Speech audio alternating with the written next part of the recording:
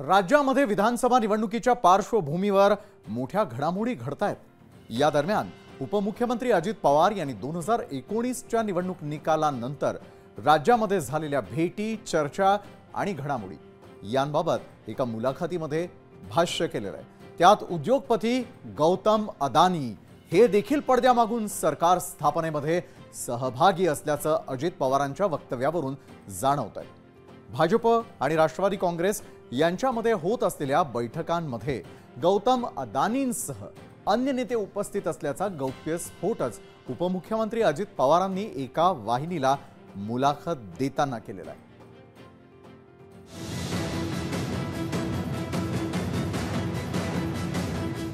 सबको मालूम है कहाँ मीटिंग हुई। अमित शाह थे, गौतम अडानी थे, उसका ब्लेम मेरे ऊपर आया है, मैंने किया है।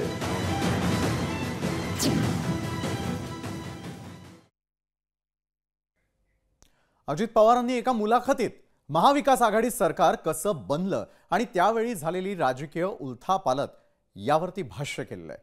तर 2019च्या विधानसभा निवडणुकीच्या वेळी नेमकं काय घडलं, बैठक कुठे झाली, यावेळी कोण कोण उपस्थित होतं याबाबतची माहिती सगळ्यांना आहे। अमित शहा, गौतम अदानी, प्रफुल्ल पटेल, देवेंद्र फडणवीस, मी स्वतः आणि शरद पवार देखील त्या बैठकीमध्ये उपस्थित होते असं देखील खुद्द अजित पवार यांनी सांगितलेलं होतं। त्यांनी नेमकं काय म्हटलेलं आहे ते देखील आपण आता पाहणार आहोत। तर एकंदरीतच अजितदादांनी नेमकी काय प्रतिक्रिया दिलेली आहे त्यावर एक नजर टाकूया। अमित शाह थे, गौतम अडानी थे, प्रफुल्ल पटेल थे, देवेंद्र फडणवीस थे, अजित पवार थे, पवार साहब थे, सब थे कि डिस्कसिंग जाना है। सब तय हुआ था, जाने दो ना मुझे अभी। नहीं फिर नहीं बट एक चीज में नहीं वो एक उसका ब्लेम मेरे ऊपर आया है, मैंने लिया है। मैं ब्लेम लेके बाकी लोगों को मैं सेफ जगह You want to protect Sharad Pawar in a way you're saying. आप सारा ब्लेम अपने आप पे ले रहे हैं। Yes. But तर एकंदरीतच दादा काय म्हणाले ते आपण पाहिलं। मात्र दादा हे सगळं काही बोलून गेल्यानंतर यावेळी मात्र अजित पवारांनी थेटपणे शरद पवारांच्या भूमिकेवरही भाष्य केलेलं आहे। शरद पवारांच्या बाबतीमध्ये अजित पवारांनी नेमकं काय म्हटलंय यावर आता एक नजर टाकणार आहोत। तर अजित पवार म्हणतात, शरद पवारांच्या मनाचा ठाव तसंच अंदाज जगातील कोणत्याही व्यक्तीला सांगता येणार नाही। जगातील एकही व्यक्ती त्यांच्या बाबतीतील अचूक भाकीत वर्तवू शकत नाही। जगामध्ये अशी कोणतीही व्यक्ती नाहीये, ना माझी काकू ना सुप्रिया।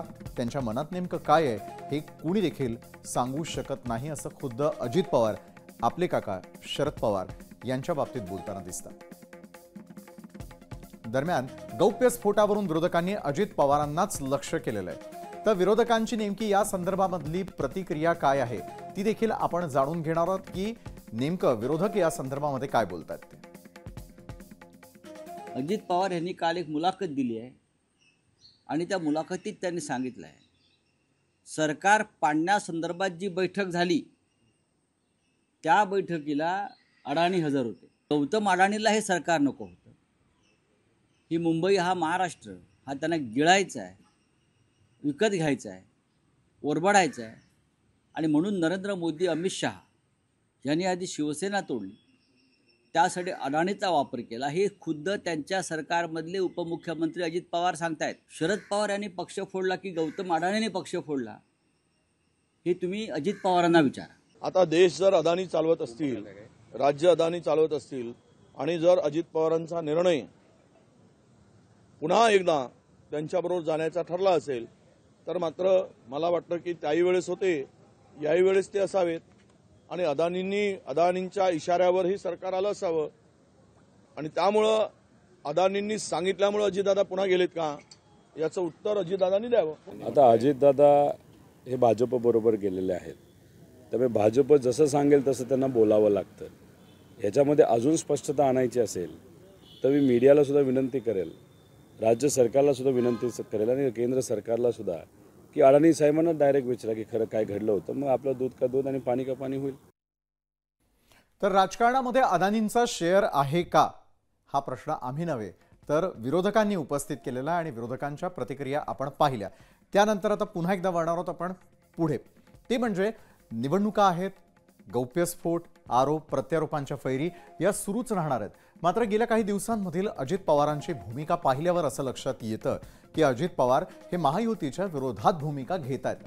नेमके असे कोणते मुद्दे आहेत की अजित पवार हे महायुतीच्या भूमिकेविरोधामध्ये असल्याचं देखील जाणवत आहे? आता पाहूयात.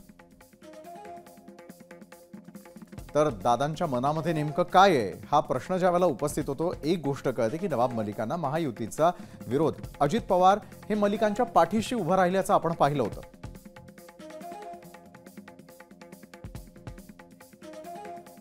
तर दादा जे यापूर्वी या भूमिकेवरती होते ते त्या बाजूला गेल्याचं दिसलं. बरं, महायुतीचा विरोध डावलून देखील अजित दादा हे सना मलिकांच्या प्रचारामध्ये गेलेले होते.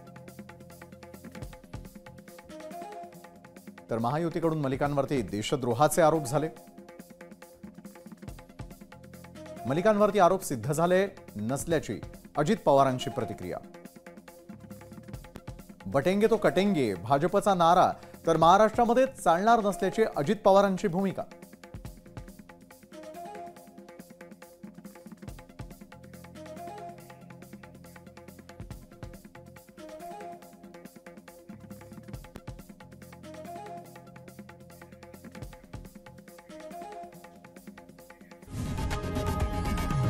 लोकशाही मराठी ऐका, पहा, जागरूक रहा.